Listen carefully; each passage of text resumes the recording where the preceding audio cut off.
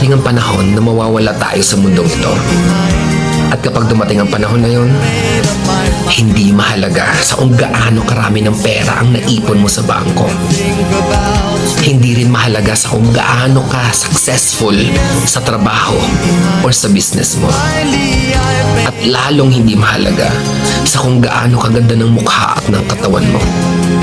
Dahil ang mahalaga pagdating ng panahon na yun ay ang sagot sa tanong na naging masaya ka ba? Nagawa mo ba ang kagustuhan ng puso mo kahit pag-gaano ka malito sa mata ng mundo? Dahil sa huli naman, ikaw naman magdadala ng mga memories na yon sa libingan mo. Hindi naman ang mga tao sa paligid mo.